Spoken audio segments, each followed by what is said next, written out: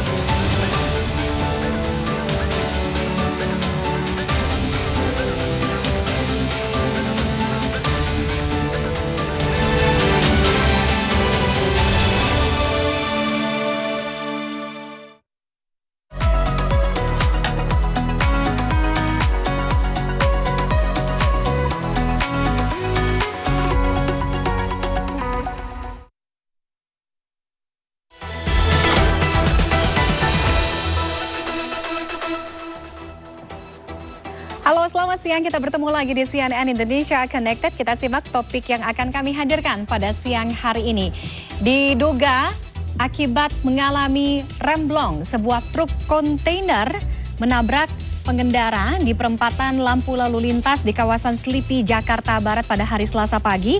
Akibat insiden ini, satu pengendara motor tewas akibat terlindas dan juga terseret.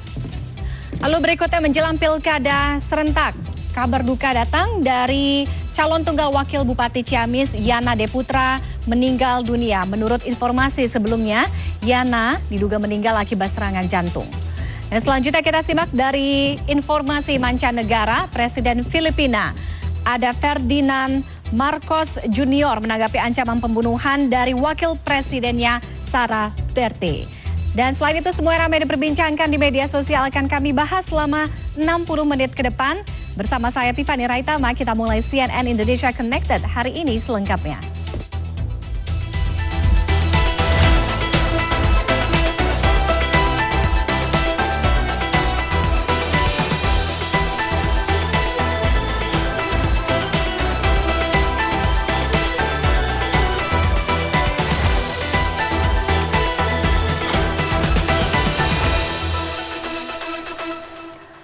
Sebuah truk kontainer menabrak sejumlah pengendara di perempatan lampu lalu lintas Selipi, Jakarta Barat pada Selasa pagi. Selain mengakibatkan sejumlah kendaraan roda 4 dan sepeda motor rusak parah. Akibat insiden kecelakaan beruntun tersebut, satu pengendara sepeda motor meninggal dunia usai terlindas dan terseret. Sementara itu 3 orang pengendara lainnya terluka serius di bagian kaki dan kepala. Insiden kecelakaan terjadi bermula saat truk kontainer yang melaju dari arah Jalan Gatot Subroto menuju perempatan traffic light Selipi tiba-tiba melaju kencang di jalan yang menurun dan langsung menabrak sejumlah pengendara sepeda motor dan mobil. Guna mengurai kemacetan parah di jam sibuk kerja, polisi mengevakuasi jasad korban ke RSCM Jakarta. 3 korban luka pengendara sepeda motor dibawa ke Rumah Sakit Pelni, Jakarta. Sementara itu seluruh kendaraan yang terlibat kecelakaan diamankan ke kantor unit Laka Lantas Jakarta Barat. Tahu suara kedengaran dari sana udah lampu merah dari atas, dia nggak bisa ngerem. Itu dari atas sampai ke sana itu bawa terus sama orang-orang yang di bawah. Berapa banyak kendaraan yang terseret? Kendaraan terseret ada 4. Mobil atau motor? Mobil 2, motor 2. Ada korban, Pak? Korban ada 1 orang. Ini penyebabnya apa, Pak? Cuma kena aja remblong. Berikutnya viral di media sosial X, seorang pengendara mobil yang mengeluhkan kerusakan pada filter dan pompa bensin mobilnya setelah menggunakan Pertamax. Pertamina Patraniaga segera melakukan investigasi terkait keluhan pengguna mobil tersebut. Hancur nih ya, fiber lumut rusak, ini BBM-nya yang baru. Video ini diambil di salah satu bengkel resmi di wilayah Cibinong, Bogor, Jawa Barat. sang pemilik mobil memperlihatkan beberapa mobil yang harus masuk bengkel akibat kerusakan mesin yang diduga disebabkan oleh pemakaian BBM jenis Pertamax. Dikutip dari Detikcom, PT Pertamina Patraniaga menyampaikan permohonan maaf atas keresahan yang terjadi akibat peristiwa ini. Pertamina Patraniaga langsung melakukan investigasi internal mulai dari pengecekan kualitas Pertamax di terminal BBM hingga ke SPBU. Pengecekan juga dilakukan di bengkel-bengkel area Cibinong. Dari hasil monitoring sementara di lapangan, kendaraan yang dilaporkan mengalami kendala mesin hanya terjadi di brand kendaraan dan tipe tertentu, tidak pada semua kendaraan yang melakukan pengisian Pertamax. Pertamina juga memastikan akan menjaga transparansi selama investigasi berlangsung. Kasus-kasus yang lain terkait kejadian ini kami masih melakukan kajian karena memang dari hasil observasi yang di lapangan ini tidak semua kendaraan yang mengisi Pertamax mengalami gangguan mesin, tapi gangguan ini hanya terjadi di beberapa merek tertentu dan jenis tertentu, sehingga kita perlu lihat lebih lanjut apakah ini memang penyebabnya adalah Pertamax ataukah hal-hal yang lain yang terkait dengan kondisi kendaraan. Namun demikian kami pastikan bahwa kami akan terus melakukan koordinasi dengan kendaraan dan akan berdasarkan dengan bengkel untuk melakukan perbaikan-perbaikan yang ada di lapangan. Kita ke informasi lain, hari kedua pencarian korban tanah longsor yang melanda Desa Semangat Gunung dan Desa Dolu, Kabupaten Karo, Sumatera Utara, kembali menemukan 6 korban yang tertimbun material longsor. 10 atau semua korban telah ditemukan tim SAR gabungan setelah 1 hari sebelumnya pada hari Minggu. 4 jenazah korban ditemukan di bawah timbunan tanah kayu serta material longsor. Di waktu terakhir sekitar pukul 6 sore pada Senin, saat akan berakhirnya pencarian korban di hari kedua, tim SAR gabungan Kabupaten Karo menemukan jenazah ke-10 atau korban terakhir yang dilaporkan hilang saat bencana tanah longsor melanda Desa Semangat Gunung, Kecamatan Merdeka, Kabupaten Karo, Sumatera Utara, Sabtu malam. Jenazah Jihan, perempuan berusia sekitar 30 tahun yang sedang hamil, dievakuasi tim SAR gabungan dari petugas TNI Polri, BPBD, Damkar, dan warga desa. Jenazah kemudian dibawa ke Rumah Sakit Umum Daerah Kabupaten Karo guna dibersihkan untuk diserahkan pada pihak keluarga. Jenazah lainnya ditemukan pukul 10 pagi waktu Indonesia bagian Barat. Jenazah dievakuasi petugas SAR gabungan dari rumah sekaligus penginapan Bunga Tanjung yang dihantam tanah longsor. 1 jam berselang, jenazah kedua berhasil ditemukan disusul jenazah ketiga dan keempat. Keempat korban semuanya berjenis kelamin perempuan berusia 4 hingga 58 tahun. Setelah istirahat makan siang, tim SAR gabungan kembali menemukan jenazah seorang bayi berumur 8 bulan. Meski semua korban telah ditemukan, BPBD Kabupaten Karo tetap akan bekerja membersihkan material longsoran yang menutup akses jalan utama desa, sembari mencari kemungkinan ada korban lain, karena kawasan terdampak bencana merupakan kawasan wisata yang ramai dilintasi wisatawan. Baik, jadi hari ini mulai pukul 08.00 tadi pagi sampai barusan pukul 18.00 kita melakukan upaya pencarian evakuasi korban yang pada hari Sabtu yang lalu dinyatakan hilang. Kita bersyukur kepada Tuhan Yang Maha Kuasa, di saat terakhir kita hendak menghentikan pencarian pada hari ini pukul 18. Akhirnya kita menemukan korban yang terakhir dari 10 orang korban yang kemarin dilaporkan kepada kita. Kita sekarang berfokus untuk membuka akses, tapi tetap memperhatikan kemungkinan adanya korban-korban yang lain yang belum terdata ke kita, dikarenakan daerah kita ini memang daerah wisata dan kita tidak punya data persis siapa yang keluar masuk daerah ini. Pemerintah Desa Semangat Gunung bersyukur semua jenazah korban dapat dievakuasi. Mereka tidak mendapat informasi adanya korban yang lain. Kabar dari korban katanya ada sekitar 10. Jadi sampai saat ini baru 5 menit yang terakhir kita sudah dapat yang terakhir itu perempuan. Jadi ini sih untuk evakuasi pada korban kita sudah selesai. Jadi itu selanjutnya itu kita akan supaya jalur untuk ke desa tidak terganggu, makanya pelaksanaan kita tetap kita laksanakan supaya logistik yang datang pada pihak korban itu bisa lancar semua. Pasca bencana tanah longsor, BPBD Kabupaten Karo mengimbau masyarakat tetap waspada dan siaga bencana karena saat ini di wilayah Karo masih musim hujan. Bahkan intensitas curah hujan dapat turun ekstrim yang berpotensi menimbulkan bencana tanah longsor. Agus Supratman, Ayat Sudrajat, Karo, Sumatera Utara. 2 hari jelang Pilkada Serentak 2024, calon tunggal Wakil Bupati Ciamis, Yana D. Putra meninggal dunia. Menurut informasi sebelumnya, Yana mengalami serangan jantung. Kami kembali dengan informasi selengkapnya sesaat lagi.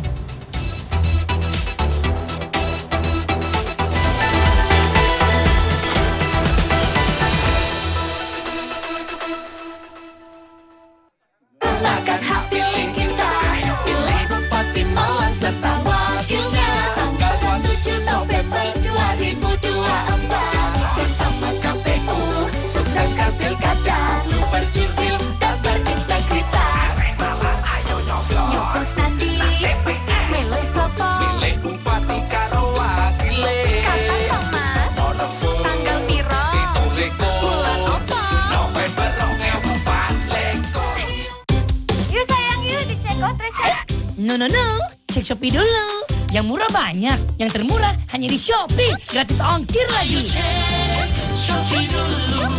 Shopee 12.12 birthday sale, termurah di Shopee. Ikuti laporan khas redaksi yang mendalam dan terpercaya bersama CNN Indonesia. Setelah 11 hari perburuan, polisi menangkap tersangka pelaku pembunuhan NK, gadis penjual gorengan keliling kampung di Kayu Tanam pada Pariaman, Sumatera Barat. Jangan lewatkan redaksi Senin sampai Jumat jam 2 siang lewat 15 menit live di Trans 7 dan CNN Indonesia.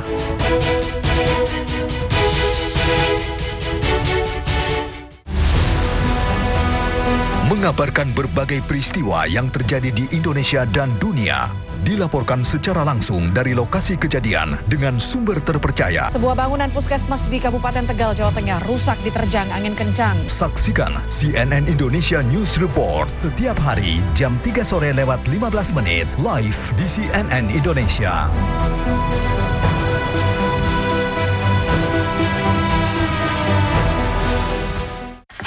Sirup Kurnia nih, nikmat es sirup Kurnia. Mengembalikan rasa rindu, kegembiraan, kebersamaan dan kehangatan. Kapanpun, dimanapun, nikmatnya selalu ada. Sirup Kurnia untuk Indonesia.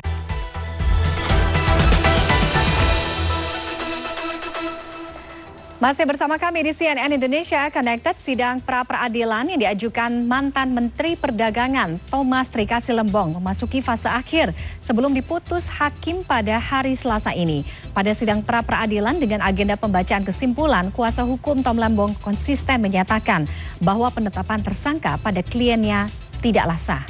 Sidang pra-peradilan dengan agenda pembacaan keputusan digelar di Pengadilan Negeri Jakarta Selatan Senin siang. Dalam sidang yang dihadiri sejumlah pendukung dan istri dari Tom Lembong, kuasa hukum pemohon menyebut penyidik Kejaksaan Agung menetapkan Tom Lembong sebagai tersangka sebelum mencari buktinya. Tom disangkakan dengan pasal 2 ayat 1 dan pasal 3 Undang-Undang Tipikor terkait dugaan korupsi importasi gula pada periode 2015-2016 ketika Tom Lembong menjabat sebagai Menteri Perdagangan. Akan tetapi penyidik tidak memiliki bukti berupa laporan audit investigatif BPK RI yang menyatakan telah terjadi kerugian negara. Menurut kuasa hukum Tom Lembong, dalam konteks pasal 2 ayat 1 dan pasal 3 Undang-Undang Tipikor pada tahap penyelidikan, sudah harus diperoleh bukti terjadinya kerugian keuangan negara yang nyata atau actual loss. Selain itu, penetapan tersangka pada ex-ko-kapten tim pemenangan Anies Baswedan dan Muhaimin Iskandar pada Pilpres lalu ini dinilai tidak sah. Pasalnya, Tom Lembong tidak diberi kesempatan memiliki kuasa hukumnya sendiri. Hal itu dianggap perbuatan sewenang-wenang dan melanggar pasal 54 dan 55 KUHP. Putusan hakim akan dibacakan pada hari Selasa ini.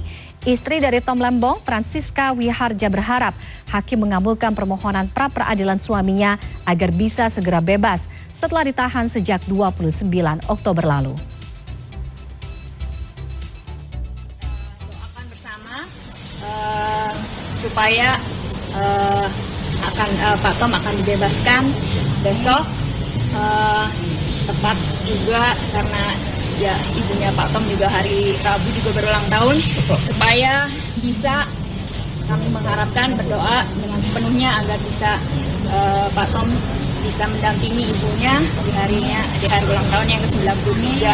Jadi kami sangat berharap dan berdoa dan terima kasih seandainya untuk doa dan dukungannya. Kita ke informasi lain, 2 hari jelang Pilkada Serentak 2024, calon tunggal Wakil Bupati Ciamis, Yana D. Putra, meninggal dunia. Menurut informasi sebelumnya, Yana mengalami serangan jantung. Yana yang merupakan calon Wakil Bupati Tunggal Pilkada Ciamis mengalami serangan jantung pada Minggu malam dan sempat mendapatkan penanganan di Rumah Sakit Boromeus Bandung. Oong Ramdhani, Ketua KPU Kabupaten Ciamis, mengatakan proses pemilihan tetap berjalan sesuai agenda. Sesuai peraturan KPU, jika salah satu calon dari pasangan calon meninggal dunia dalam jangka waktu 29 hari sebelum hari pemungutan suara, partai politik atau gabungan partai politik tidak dapat mengusulkan calon pengganti. Dan salah satu calon dari pasangan calon yang tidak meninggal dunia ditetapkan sebagai pasangan calon pemilihan. Setengah 11 jam kan waktu laporan ke KPU itu jam 11.59. Jam 11.59, 23.59 dan itu masih ada kontak. Jam 11.59, jam 23.59. Beliau nggak mengeluh. Nggak ada ya. Nggak ada. KPU Kabupaten Ciamis terkait dengan penyelenggaraan pemilihan Bupati dan Wakil Bupati Ciamis tahun 2024 tidak melakukan atau tidak dapat melakukan mekanisme atas proses penggantian calon yang meninggal dunia dimaksud. Sehingga pasangan calon yang ada saat ini sebagaimana tertuang dalam surat suara tidak berubah atau tetap berlaku. 2 kelompok massa terlibat bentrok saat unjuk rasa di KPU Brebes, Jawa Tengah. Aksi ini berlangsung saat hari tenang menjelang Pilkada 2024. Insiden ini bermula saat ratusan orang yang menamakan diri Aliansi Masyarakat Peduli Demokrasi atau AMPD menggelar unjuk rasa di depan KPU Brebes Senin siang. Massa ini datang membawa replika keranda mayat yang tiap sisinya ditempeli foto anggota KPU dan Bawaslu. Dalam demo ini massa menyampaikan tuntutan agar anggota KPU Brebes mundur karena terlibat pelanggaran etika saat pemilu lalu. Koordinator aksi Anom Panulu dalam orasinya mengatakan komisioner KPU telah terlibat pelanggaran kode etik dan sudah menjalani sidang DKPP beberapa hari lalu. Karena itu, massa mendesak agar anggota KPU harus mundur dari jabatannya. Masyarakat berhak untuk mengawasi kalau terjadi kecurangan, kalau terjadi tindakan-tindakan yang melanggar hukum sesuai dengan Undang-Undang PKPU. Intinya kita di sini memberikan dukungan supaya Pilkada Brebes bisa damai, jujur, dan adil. Sempat terjadi kericuhan saat aksi ini. Insiden ini bermula saat sekelompok massa tandingan dari Aliansi PAM Swakarsa Kawal Pilkada Damai datang ke lokasi demo. Mereka mendesak agar massa pendemo segera bubar karena sedang masa tenang. Tak ayal, kericuhan pun terjadi antara kedua kelompok ini. Kami menuntut bahwa semua aturan yang ada di sini, semua kegiatan, termasuk unjuk rasa dan sebagainya, dilindungi oleh undang-undang. Ketegangan kedua kelompok ini berhasil dilerai setelah puluhan petugas membentuk pagar betis. Dua kelompok yang tengah bersih tegang ini akhirnya bisa dipisahkan. Semua punya kepentingan, monggo sampaikan aspirasi dengan cara yang benar, tapi sekali lagi jangan sampai ini menimbulkan konflik antar sesama warga Kabupaten Brebes. Kedua belah pihak diminta agar menyampaikan pendapat dengan cara yang baik agar terhindar bentrok fisik. Mengingat saat ini sedang tahap masa tenang menjelang pemungutan suara. Imam Suripto, Brebes, Jawa Tengah.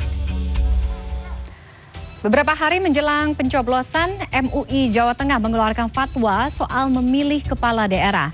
Fatwa ini menuai protes dari berbagai kalangan karena dinilai dapat memecah belah umat.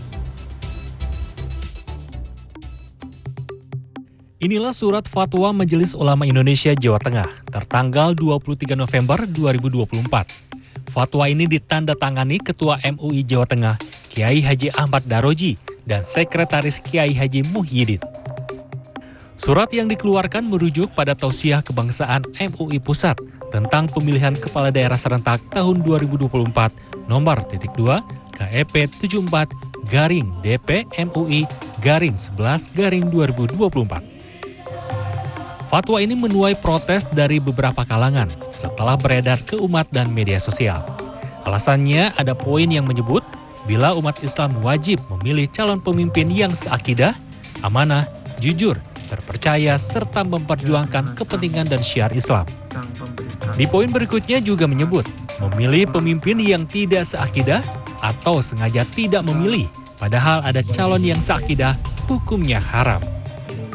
Di antara kita semua umat beragama dan kepercayaan memiliki hak yang sama di dalam pilkada ini. Dalam konteks kebangsaan, kita tidak boleh mempersekusi satu sama yang lain, apakah itu dengan alat fatwa, tausiah, atau apapun yang mendiskreditkan. Banyaknya reaksi protes yang bermunculan membuat MUI Jawa Tengah mencabut surat fatwa tersebut.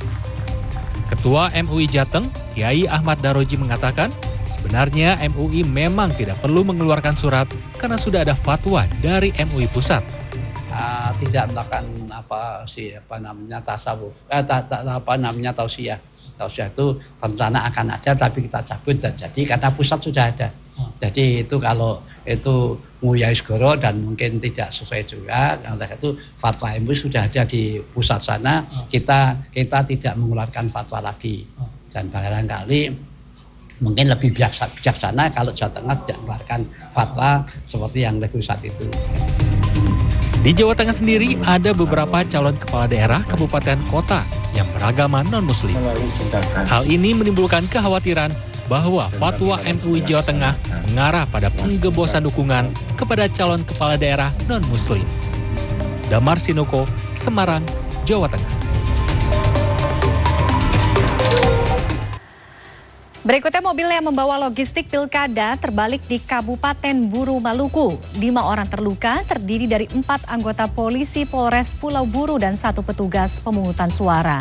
Sementara itu sejumlah warga di Kabupaten Tuban, Jawa Timur tidak mendapatkan undangan untuk mencoblos.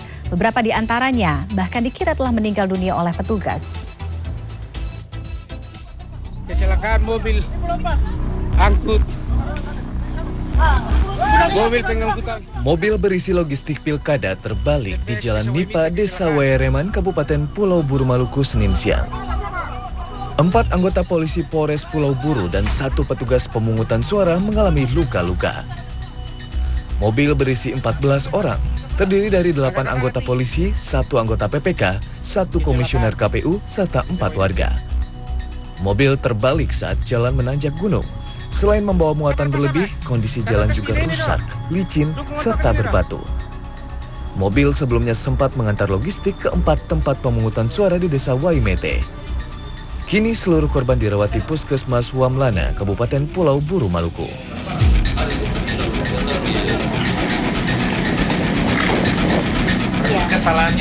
Sejumlah warga di beberapa desa di wilayah Kabupaten Tuban tidak mendapat undangan mencoblos.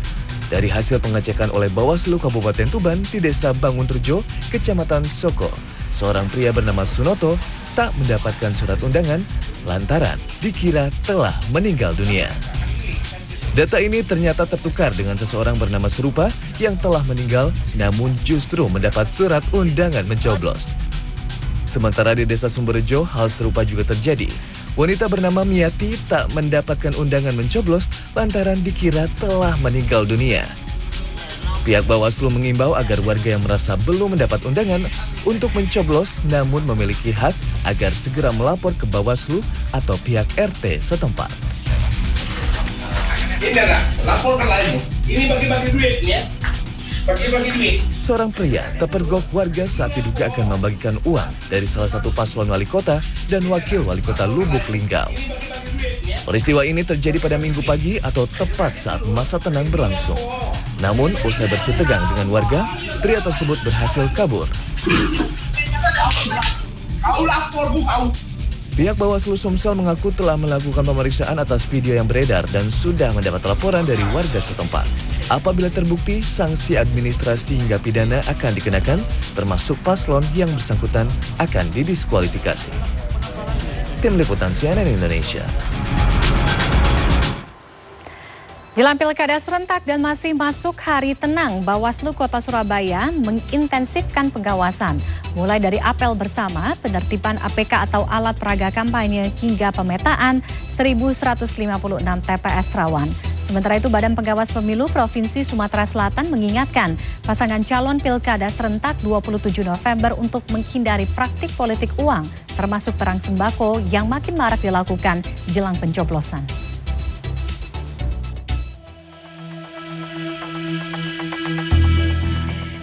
Bertempat di Jatim International Expo, tak kurang 4.210 personil Bawaslu Surabaya melakukan apel siaga jelang pilkada serentak. Jumlah itu terdiri dari 3.964 pengawas TPS, 153 pengawas kelurahan, dan 93 pengawas kecamatan. Selanjutnya, Bawaslu Surabaya juga sudah memetakan 1.156 TPS rawan dari sekitar 3.964 TPS di Surabaya. Bentuk kerawanan paling dominan adalah pemilih tidak memenuhi syarat, seperti alih profesi dan data terbaru meninggal dunia. Selebihnya, TPS rawan paling banyak juga dikarenakan riskan kondisi bencana alam, seperti banjir dan longsor di musim penghujan ini. Bentuk pemetaan ini dilakukan untuk memitigasi pilkada bisa dilaksanakan secara lancar dan demokratis.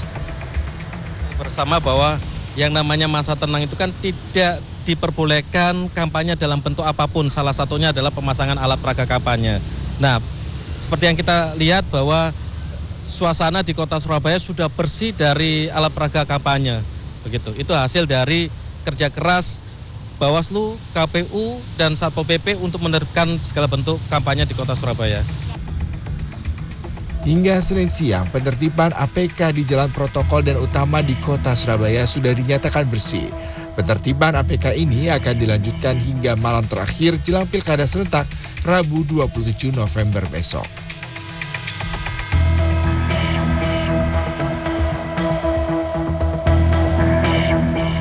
Badan Pengawas Pemilu Provinsi Sumatera Selatan mengingatkan pasangan calon dan tim kampanye pilkada serentak 27 November 2024 untuk menghindari praktik politik uang termasuk perang sembako yang makin marak dilakukan menjelang pencoblosan. Bawaslu Sumsel mengidentifikasi berbagai kecurangan yang kemungkinan terjadi jelang dan saat pencoblosan pemilihan kepala daerah di Sumatera Selatan. Salah satu kegiatan yang dilakukan tim kampanye calon kepala daerah yang berpotensi sebagai bentuk kecurangan adalah perang sembako dengan modus tebus murah. Bawaslu juga menerima laporan beberapa pasangan calon dilaporkan membagikan sembako berupa beras, minyak goreng, dan gula yang dikemas dengan gambar paslon untuk menarik simpati masyarakat. Bawaslu mengimbau agar para calon kepala daerah dan tim kampanye segera menghentikan kegiatan tersebut karena berpotensi sebagai tindakan pidana pemilu. Bawaslu Provinsi Sumatera Selatan mengimbau dalam kesempatan ini untuk menghentikan berbagai aktivitas yang mempengaruhi pemilih untuk memberikan sesuatu materi lainnya sehingga memilih pasangan calon tertentu. Kami mengimbau agar ini segera dihentikan. Nafi mengungkapkan pihaknya tengah mendalami laporan dan bukti-bukti terkait dugaan pelanggaran tersebut. Kegiatan bagi-bagi sembako bisa masuk kategori politik uang, di mana pemberi maupun terima politik uang dapat dipidana dengan hukuman penjara 36 hingga 72 bulan, sebagaimana diatur dalam pasal 187A Undang-Undang Nomor 10 Tahun 2016 tentang Pemilihan Umum. Tim Liputan CNN Indonesia.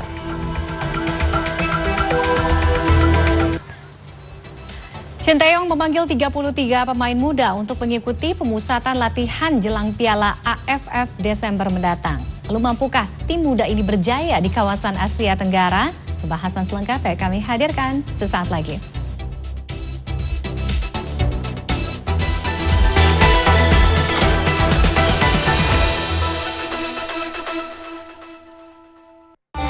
Mantapkan diri dengan dengan dialog penyejuk hati untuk tingkatkan keimanan dan ketakwaan. Allah akan memberikan peringatan kepada seorang hamba, tapi di balik itu semua kasih sayang Allah lebih besar daripada apa yang Allah timpakan. Sholat itu adalah ibadah yang sangat penting, dan ketiga ditinggalkan, status keislamannya diperselisihkan oleh para ulama. Jangan lewatkan Gapai Kemuliaan Selasa, Rabu, Sabtu dan Minggu jam 5 pagi di CNN Indonesia.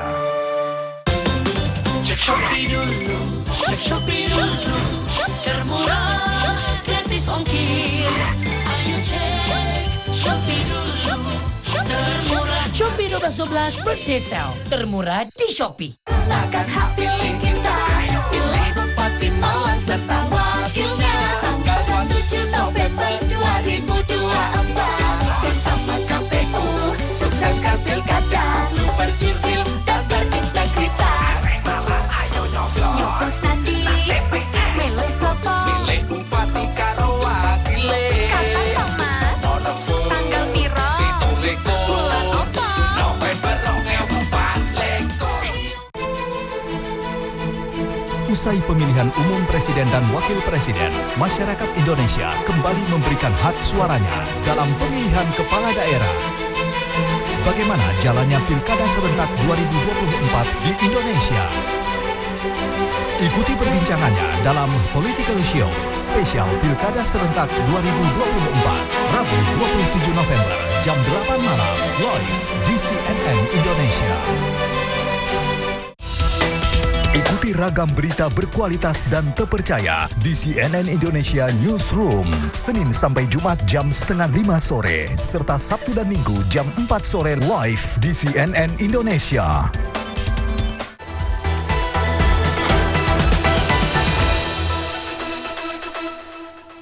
Masih di CNN Indonesia Connected, kini saatnya kita simak informasi dari dunia olahraga dalam Sports Corner.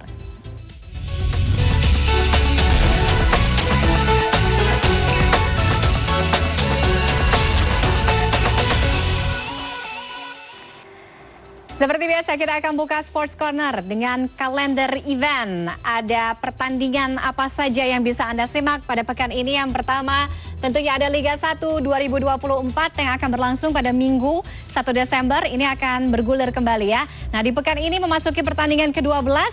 Dimulai dari PSIS Semarang yang akan menjamu Semen Padang. Sementara itu Persija Jakarta juga akan menjalani laga kandang melawan Persik Kediri. Dilanjutkan di Senin 2 Desember, esok harinya ada PSBS Biak yang akan ditantang oleh Malut United, lalu PSM Makassar yang akan berhadapan dengan Borneo FC, serta Madura United yang akan kedatangan tentunya sang pemuncak klasemen sementara Persebaya Surabaya. Lalu berikutnya juga pekan atau pertandingan yang bisa Anda simak, kita bergeser ke kawasan Asia Tenggara ya. Ada Piala AFF Wanita atau AFF Women's Cup 2024 yang juga tengah berlangsung, dan malam hari ini Timnas Putri Indonesia akan berhadapan dengan Malaysia di grup B. Ini melakoni laga kedua ya, sekaligus menjadi laga terakhir. Sebelumnya Timnas Indonesia harus puas bermain imbang saat berhadapan dengan Kamboja. Dan hasil ini membuat Indonesia dan Kamboja mengoleksi 1 poin. Sementara itu kita lihat di grup A ada Singapura yang akan berhadapan dengan Timor Leste. Di ajang ini setiap grup akan diisi atau hanya diisi oleh 3 negara, di mana juara dan juga runner up grup akan melaju ke babak semifinal. Itu tadi kita lihat kalender event pekan pertandingan minggu ini. Kita ke informasi berikutnya. Ada pelatih Timnas Indonesia, Shin Tae-yong, yang memanggil 33 nama pemain untuk mengikuti pemusatan latihan menjelang Piala AFF 2024 pada bulan Desember. Pemain-pemain berusia muda mendominasi skuad Garuda. Sejumlah nama pemain muda berbakat seperti Doni Tripamungkas, Arkan Kaka, hingga Kadek Arel siap unjuk kemampuan di ajang AFF. Sementara itu terdapat sejumlah nama langganan yang mengisi skuad timnas senior seperti Justin Hubner, ada Ivar Jenner, Rafael Strijk, Pratama Arhan, Marcelino Ferdinand, Muhammad Ferrari, dan juga Asnawi Mangku Alam. Selain itu penyerang Ronaldo Kuateh yang saat ini bermain di Liga Thailand kembali dipanggil Shin Tae-yong untuk memperkuat lini depan skuad Garuda. Pemusatan latihan akan digelar mulai 26 November hingga 5 Desember mendatang.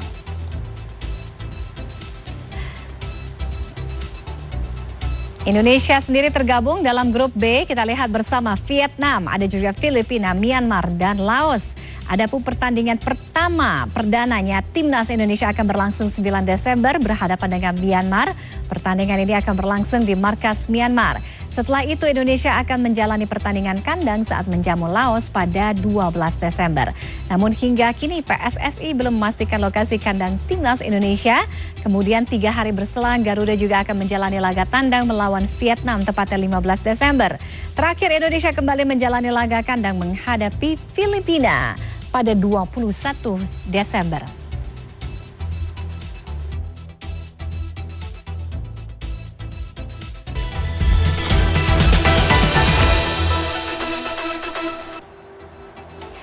Indonesia kembali menjadi kontestan laga Piala AFF 2024 dengan menempatkan dominasi para pemain muda. Apakah strategi ini akan membuat Indonesia berebut juara? Bergabung Sumarji, manajer Timnas Indonesia. Selamat siang Pak Sumarji. Ya, selamat siang. Assalamualaikum. Waalaikumsalam warahmatullahi wabarakatuh. Pak Sumarji, dominasi pemain muda di Piala AFF 2024 kali ini relatif di bawah usia 21 tahun ya. Apa alasannya termasuk dengan menghadirkan pemain-pemain dari Liga 2? Ya, baik. Jadi begini. Memang kita dalam pemanggilan timnas yang memang yang akan dipakai untuk AFF Mitsubishi di tahun ini ya. Jadi memang sudah kita rencanakan dari jauh-jauh hari kita akan menurunkan skuad dengan usia yang memang semuanya rata-rata muda dari umur 22 tahun ke bawah.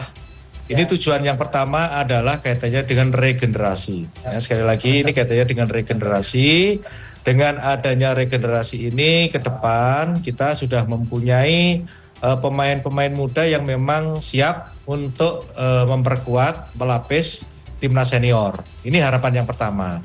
Terus yang kedua, memang kan kaitannya dengan pemain-pemain muda kita ini kan memang harus diberikan jam terbang untuk bisa bertanding dan bermain di internasional, menghadapi negara lain. Sehingga dari tekanan semua hal itu bisa betul-betul dirasakan oleh para pemain dan pemain secara mental itu bisa dan mampu menghadapi situasi yang ya boleh dikatakan dengan tekanan yang tinggi. Jadi sebenarnya pada intinya adalah kaitannya dengan soal regenerasi untuk timnas senior, seperti itu. Oke, Pak Sumarji, ada beberapa nama di Piala AFF 2024 ini yang juga kemarin bermain di Piala atau kualifikasi Piala Dunia 2024. Ya. Ada Jenner, ada Strike, kemudian ada juga Hubner. Kemudian pertanyaannya, AFF ini kan belum masuk dalam kalender FIFA. Nah, apakah dengan kehadiran para pemain ini, beberapa nama pemain ini sudah mendapatkan izin dari klubnya untuk bisa bermain di AFF? Ya, jadi gini, kaitannya dengan pemanggilan pemain yang saat sekarang ini bermain di luar ya, baik Justin, kan ada beberapa itu, ada Justin, ada Ivar, terus ada Rafa, ada Marcelino, ada si Arhan, terus ada yang terakhir ada Asnawi. Jadi pemain-pemain ini memang kita panggil. Namun sampai dengan saat sekarang ini kan kita masih berkomunikasi dengan klub-klub yang saat sekarang ini berada di luar untuk khusus para pemain yang saat sekarang ini kita panggil untuk bisa bergabung. Tetapi memang ada beberapa yang menawarkan beberapa opsi. Contoh misalkan tidak bisa bergabung di tanggal 5 sampai dengan selesai. Ada yang menawarkan opsi bergabung ketika nanti di semifinal atau final. Nah, semua ini tetap semuanya semua tetap kita tampung sehingga ketika nanti kita betul-betul membutuhkan, mereka klub-klubnya semua sudah memberikan respon untuk bisa mengirim atau melepas pemain. Sehingga sekarang ini yang saya kedepankan adalah bagaimana kita memberikan saling mengkomunikasi dan koordinasi berkaitan dengan soal kehadiran pemain ketika itu betul-betul dibutuhkan. Walaupun sebenarnya kan memang ketika TC mereka harusnya bisa datang. Tapi kan kembali lagi kita juga harus tahu bahwa kondisi klub di masing-masing ini juga harus menyesuaikan dengan kalender kan. Nah itulah yang menjadikan kami harus bisa berkomunikasi dan juga harus bisa ya sama-sama enak lah gitu, tidak saling merugikan. Intinya seperti itu. Oke, Pak Sumarji, banyak yang juga mempertanyakan keputusan dari Coach Shin Tae-yong dengan menempatkan beberapa nama dari para pemain di kualifikasi Piala Dunia ke Piala AFF. Ada Marcelino, ada Hubner, ada Strike gitu kan. Kita tahu bahwa Indonesia saat ini sedang fokus dan punya peluang yang cukup besar untuk lolos di kualifikasi Piala Dunia. Nah, bagaimana, apakah sudah dipertimbangkan jika nantinya ada hal-hal ke depannya yang mungkin saja bisa memberatkan, misalkan jika para pemain ini ada cedera sehingga tidak bisa bermain di kualifikasi Piala Dunia. Ada pertimbangan seperti itu tidak, Pak? Begini, kita harus mengikuti jadwal ya. Untuk Piala Dunia ini kualifikasi round 3 kita akan bermain nanti di bulan Maret ya, di bulan Maret. Sehingga Maret pun juga akhir, sehingga waktunya itu masih sangat panjang. Artinya ini bulan Desember gelaran AFF ini diselesaikan. Nah, nanti ketika kita kualifikasi Piala Dunia ini kan masih menyisakan waktu 3 bulan. Sehingga jeda waktu yang sangat panjang inilah yang menjadikan pertimbangan kita memanggil pemain-pemain yang saat sekarang ini bermain di luar. Sebenarnya seperti itu. Oke. Ini yang juga menjadi pertanyaan. Kita saat ini sedang fokus di kualifikasi Piala Dunia. Apa sebenarnya target kita, skuad Garuda kita Indonesia di Piala AFF kali ini? Kita tahu walaupun beberapa para pemainnya juga diambil dari para pemain di kualifikasi Piala Dunia, tapi ada juga beberapa pemain yang sebenarnya belum bermain untuk level senior. Nah, target Indonesia di AFF kali ini apa sih sebenarnya, Pak? Gitu. Apakah betul banyak yang bertanya Indonesia sebenarnya nggak terlalu ngoyo untuk AFF kali ini gitu, Pak? Ya, terima kasih. Ini pertanyaan yang bagus ini. Jadi saya juga banyak ditanya sama teman-teman. Ini sebenarnya apa sih targetnya gitu? Ya, gini ya. Sekali lagi, saya sudah menjalankan sesuai apa yang menjadi instruksi dari Ketua Umum dan juga teman-teman Exco. Kebetulan ini kan ranahnya BTN ya, Badan Timnas. Jadi kaitannya dengan soal target, yang pertama ya, target itu kita ingin berbuat yang terbaik ya. Kembali lagi, target kita ingin mendapatkan hasil yang terbaik. Paling tidak kita bisa final lah gitu. Kalau berkaitan soal juara, tentu ya kita juga harus berhitung betul. Tim ini kan betul-betul dihuni anak muda gitu. Kalau kita bicara juara itu kan satu juga harus bicara kualitas para pemain yang akan 23 yang akan dipakai ini seperti apa. Terus yang kedua kaitannya dengan statistik para pemain juga seperti apa. Tentu ini kan juga tidak bisa kita pungkiri kalau sepak bola itu kan hitung-hitungannya kan pasti itu. Tetapi kembali lagi di sepak bola itu tetap harus ada target. Makanya paling tidak target kita itu bisa final gitu. Paling tidak itu bisa final. Sehingga ketika kita bisa ke final itu pasti nanti auranya akan berbeda. Kembali lagi pasti auranya akan berbeda. Jadi kalau misalkan kita nanti bisa juara, ya itu sangat alhamdulillah gitu ya, karena memang jujur saja kami ini sebenarnya secara keseluruhan ingin turut berpartisipasi sebaik-baiknya di AFF ini. Karena apa? Karena kita tahu bahwa supporter paling top itu adalah dari negara kita, sehingga kalau kita tidak mempersiapkan itu atau tidak berpartisipasi dengan sungguh-sungguh kan juga nanti hasilnya kurang baik. Kembali lagi, tetapi untuk bisa meraih sesuatu di sepak bola itu pasti satu, itu tadi kaitannya dengan siapa pemainnya, terus statistiknya seperti apa. Itu pasti akan menghasilkan sesuatu ini sesuai atau tidak gitu. Kembali lagi, kalau kita bisa tercapai target kita sampai dengan final, ya ini sesuai dengan apa yang sudah disampaikan oleh Ketua Umum kepada kami di BTN dan juga teman-teman Exco secara keseluruhan menyampaikan kepada kami.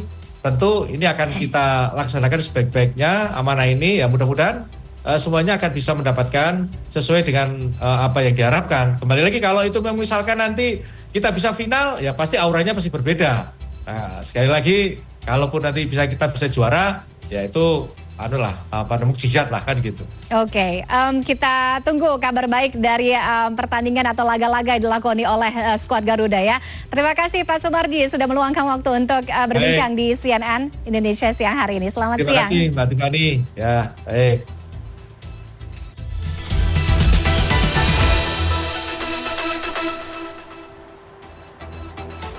Berikutnya kita akan lihat respon dari warganet untuk skuad Garuda yang akan berlaga di Piala AFF. Dari @lori 13185, Arkan Kakak dan juga 13 pemain lainnya udah pernah dipersiapkan oleh Shin Tae-yong ya untuk Piala Dunia U10 yang batal di Indonesia. Sudah pasti STY tahu nih kemampuan mereka. Nanti juga masih diseleksi lagi. Gak semuanya kan dibawa ke AFF. Berikutnya dari Oberstdorf dengan skuad muda yang hanya beberapa tier 1 Liga 1 karena beberapa pemain tier 1 Liga yang merupakan pemain kunci nggak dilepas kalau sampai juara AFF berarti no debat nih ya. Shin Tae-yong's masterpiece. Terakhir dari Femi _1998 di AFF kali ini pemain yang paling muda timnas Indonesia dipegang oleh Arkan Kakak dengan kelahiran 2007. Usia 17 tahun dan yang paling tua dipegang oleh Asnawi Mangku Alam yang merupakan kelahiran 1999 yaitu berusia 25 tahun. Kevin Dix dan Jahit Ses menjadi pemain abroad timnas Indonesia yang mendapat rating nilai paling tinggi saat memperkuat klub masing-masing di Eropa pada akhir pekan lalu. Kita lihat berdasarkan data dari SofaScore, Kevin Dix mendapatkan nilai 7,2, bek 28 tahun itu bermain penuh dan menciptakan 1 assist untuk gol Robert Vinicius. Kemenangan itu membuat FC Copenhagen berada di puncak klasemen Liga Denmark dengan keunggulan 3 poin atas AGF. Di Liga Italia ada juga Jahit Ses yang juga mendapatkan rating tinggi 7,2 setelah bermain full time bersama timnya Venezia yang berakhir takluk dengan skor tipis 0-1 dari Lecce. Kapten timnas Indonesia itu sempat mendapat peluang mencetak gol di menit 38 namun sundulannya masih membentur tiang gawang. Sementara itu di Liga Belanda ada Calvin Verdong dan juga Tom Hayes juga sama-sama mendapat rating nilai 7. Verdong bermain penuh saat Nijmegen kalah 1-2 dari FC Utrecht. Dan juga Tom Hayes juga bermain 77 menit saat Almer City dikalahkan Go Ahead Eagles 0-3. Hayes mendapat poin tertinggi di antara pemain Almer City di laga tersebut. Selanjutnya pada laga Fortuna Sittard versus FC Twente, Midtjylland bermain penuh dan juga berakhir kemenangan 2-1 atas Fortuna Sittard. Midtjylland mendapat nilai 6,8 di pertandingan itu. Sementara itu ada Ragnar Oratmangun yang juga masuk pada menit ke-77 saat FC Dender menahan imbang Royal Antwerp di Liga Belgia.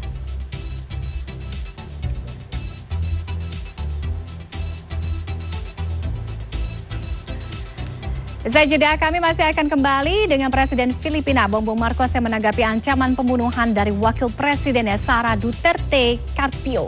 Sesaat lagi.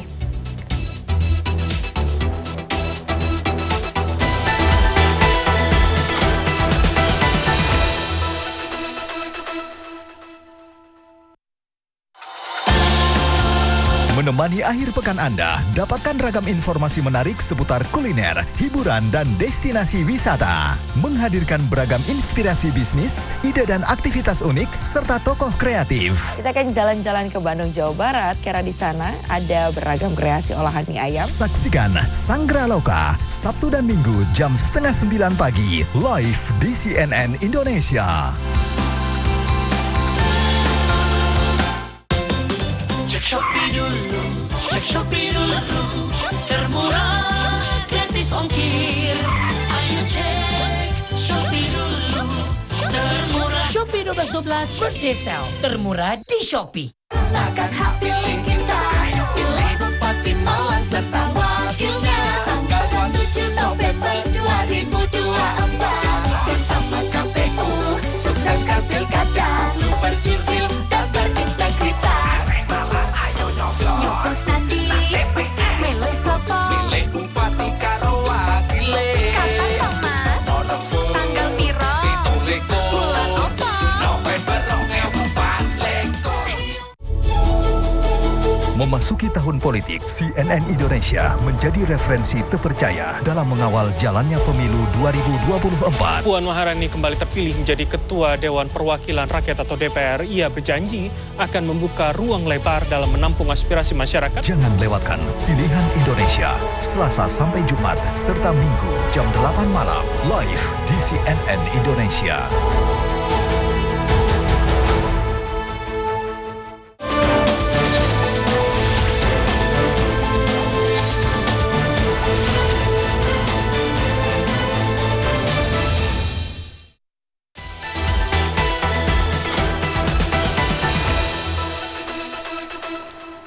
Selanjutnya kita simak berita terpopuler dari cnnindonesia.com. Ada profil Ong Kim Swee, pelatih baru Persis ex-timnas Malaysia.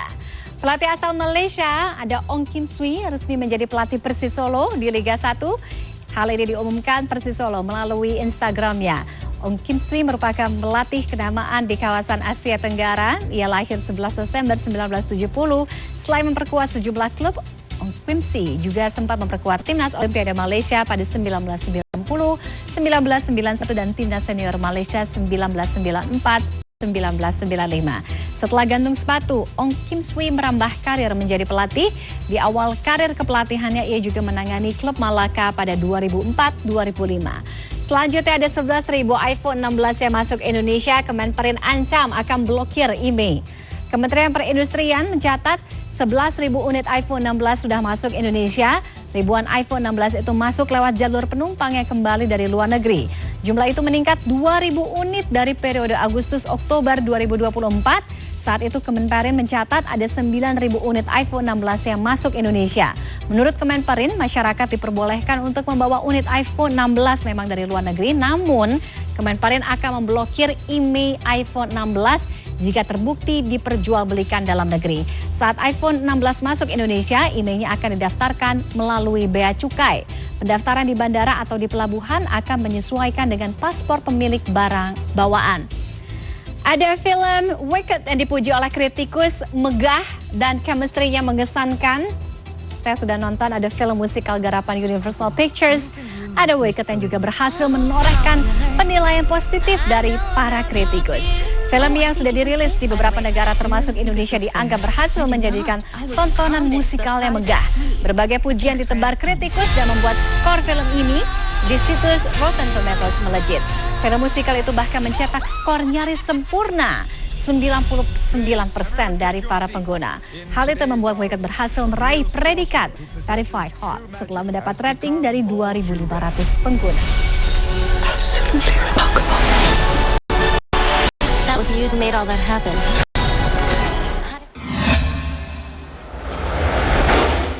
Dari mancanegara, Presiden Filipina Ferdinand Romualdez Marcos Jr. pada hari Senin memecah kebisuannya dan menanggapi ancaman pembunuhan yang ditujukan kepadanya dari Wakil Presiden Filipina Sara Duterte Carpio. Dalam sebuah pesan video yang ditujukan kepada seluruh rakyat Filipina, Marcos tidak secara eksplisit menyebutkan nama Wakil Presiden Sara Duterte. Namun ia mengatakan bahwa rencana kriminal semacam itu tidak boleh diabaikan. Sebelumnya pernyataan kontroversial disampaikan Sara pada Sabtu lalu bahwa ia telah menginstruksikan seorang pembunuh bayaran untuk membunuh Bongbong, istrinya serta Ketua DPR Martin Romualdez jika Sara tewas dibunuh. Natin itong mga nakarang araw. Nandyan ang walang pakundangang pagmumura at ang pagbabanta ng planong ipapatay ang ilan sa atin. Ganun na lang kadali ang pagplano sa pagpatay ng isang presidente. Paano pa kaya ang mga pangkaraniwan na mamamayan? Ang ganyang kriminal na pagtatangka. Seminggu setelah polisi federal berhasil menuduhnya merencanakan kudeta, mantan Presiden Brasil Jair Bolsonaro mengunggah sebuah video di media sosial pada hari Senin. Dalam video unggahannya di akun Instagram, Bolsonaro menegaskan bahwa tindakannya di masa lalu merupakan tanda kebebasan. Ia menambahkan sejumlah pihak mengatakan kesalahan dirinya adalah bermain jujur di sebuah negara di mana banyak hal yang disembunyikan. Ini adalah pernyataan video pertama Bolsonaro sejak polisi federal pada Kamis pekan lalu secara resmi menuduhnya dan 36 orang lainnya atas kejahatan percobaan kudeta. Ia juga dituduh melakukan partisipasi dalam organisasi kriminal.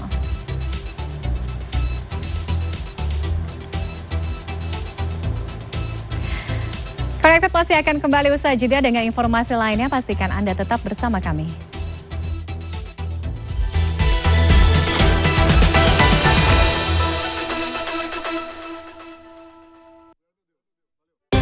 Yuk sayang, yuk dicek Gotrek. No, cek Shopee dulu. Yang murah banyak, yang termurah hanya di Shopee. Gratis ongkir lagi. Shopee dulu. Shopee 12.12 birthday sale. Termurah di Shopee. Gunakan hak pilih kita. Pilih Bupati Malang serta wakilnya. Tanggal 27 November 2024. Bersama KPU, sukseskan pilkada. Lu berjurdil dan berintegritas. Ayo nyoblos nanti. Milih sopo. Milih Bupati karo wakile. Kapan Thomas? Tanggal piro? Bulan opo? November 2024. Usai pemilihan umum presiden dan wakil presiden, masyarakat Indonesia kembali memberikan hak suaranya dalam pemilihan kepala daerah. Bagaimana jalannya Pilkada serentak 2024 di Indonesia?